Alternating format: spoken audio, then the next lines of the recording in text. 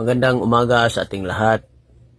March 27, 2024. Ito po ang salita ng ating Panginoong Diyos na pagkain ng ating kaluluwa kuha sa Mateo 26:14 hanggang 25. Nakipagkasundo si Judas sa mga kaaway ni Jesus. Si Judas Iscariote na isa sa 12 tagasunod ay pumunta sa mga namamahalang pari.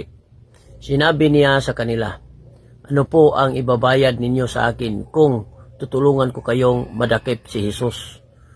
Noon din ay binigyan nila si Judas ng 30 pirasong pilak. Mula noon, humanap na si Judas ng pagkakataon upang traidorin si Jesus. Sinabi ni Jesus na tatraidorin siya. Nang dumating ang unang araw ng pista ng tinapay na walang pampalaalsa, lumapit ang mga tagasunod ni Jesus at nagtanong, "Saan niyo po gustong maghanda kami ng hapunan para sa pista ng paglampas ng anghel?"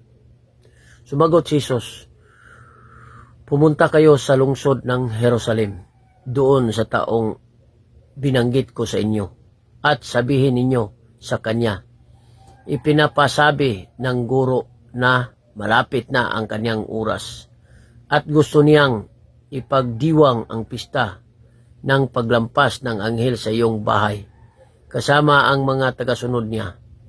Sinunod nila ang utos ni Jesus at inihanda nila roon ang hapunan para pista.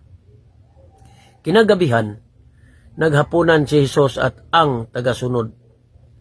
Habang kumakain sila, sinabi ni Jesus sa kanila, "Sinasabi ko sa inyo ang totoo. Ang isa sa inyo ay magtatraidor sa akin." Nalungkot sila nang marinig yun. At isa-isa silang nagtanong sa kanya, "Panginoon, hindi po ako yun. Di po ba?" Sumagot siya, "Ang kasabay kong sumausaw ng tinapay sa mangkok ang siyang magtatraidor sa akin. Ako na anak ng tao ay papatayin ayon sa sinasabi ng kasulatan. Ngunit nakakaawa ang taong magtatraidor sa akin. Mabuti pang hindi na siya ipinanganak." Nagtanong din si Judas na siyang magtatraidor sa kanya, "Guro, ako ba yun?" Sumasagot si Jesus, "Ikaw na ang nagsabi." Ito po ang salita ng ating Panginoong Diyos. Salamat. Don't forget to like and share my post. God bless us all.